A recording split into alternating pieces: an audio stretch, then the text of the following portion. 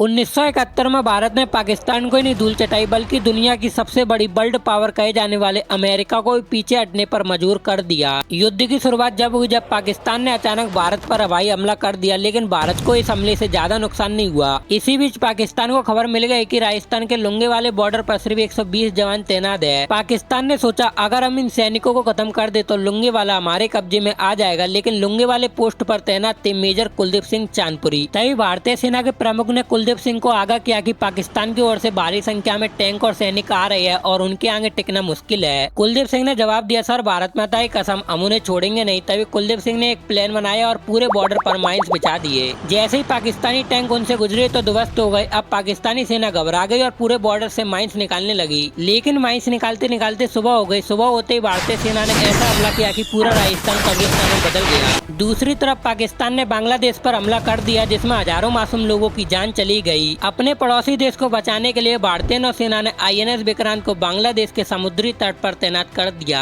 और फिर इतना भीषण हमला किया कि पाकिस्तानी सैनिकों को अपने हथियार छोड़कर भागना पड़ा। अब पाकिस्तान आग बबूला हो गया और विक्रांत को नष्ट करने के लिए अपनी सबसे खतरनाक पनडुब्बी PNS गाजी को रवाना कर दिया। गाजी को नष्ट करने की क्षमता INS राजपूत में थी, लेकिन उसका इंजन खराब होने के कारण वह विशाखापत्तनम में खड़ा था। अब विक्रांत का बचना मुश्किल था। भारतीय नौसेना ने विक्रांत को अंडमान में छिपा दिया और अफवाह फैला दी कि विक्रांत विशाखापत्तनम में खड़ा है। जैसे ही यह खबर पाकिस्तान तक पहुंची तो गाजी को तुरंत विशाखापत्तनम की ओर मोड़ दिया। दूसरी तरफ राजपूत विशाखापत्तनम में पूरी तरह तैयार था। जैसे ही गाजी वहां पहुंची, राजपूत ने अपनी डेप्थ चार्जर मिसाइल उस पर दाग दी और वो मिसाइल गाजी के उस हिस्से से टकराई जहां उसका गोला बारूद रखा था। टकराते इतना जोरदार धमाका हुआ कि गाजी समुद्र में समा गई। इसके बाद भारत ने बांग्लादेश में पैरा कमांडो उतार दिए। असल में वो सब पैरा कमांडो जैसे दिखने वाले पुतले थे, लेकिन पूरे पाकिस्तान में खबर फैल गई कि भारत ने 5000 पैरा कमांडो बांग्लादेश में उतार दिए हैं। यह खबर सुनकर पाकिस्तान घबरा गया और अमेरिका को फोन किया, भाई कुछ करो नहीं तो हम चारों तरफ से मारे जाएंगे। तभी अमेरिका ने अपना 7वां बेड़ा भारत की ओर रवाना कर दिया और इसमें ब्रिटेन की नौसेना भी जुड़ गई। भारत इनके सामने एक मिनट भी नहीं टिक पाता, क्योंकि वे सब परमाणु हथियार से लैस थे और भारत उस वक्त परमाणु संपन्न नहीं था। तभी भारत ने रूस से मदद मांगी। रूस ने कहा तुम टेंशन मत लो, हम कुछ करते हैं। तभी रूस ने अमेरिका से पहुंचने से पहले अपनी नौसेना भारत के समर्थन में खड़ी कर दी और सभी देशों को चेतावनी दी, अगर किसी ने भारत पर हमला किया तो वो हमारे देश पर हमला माना जाएगा। जब अमेरिका का 7वां बेड़ा भारत के पास पहुंचा तो तब ब्रिटेन ने अमेरिका से कहा, हुजूर हमें देर हो गई, रूस यहाँ पहले से ही तैनात है और रूस का सामना करना नामुमकिन है। यह सुनकर मजबूरन अमेरिका को पीछे हटने पड़ा, जिससे पाकिस्तान ने सरेंडर कर दिया।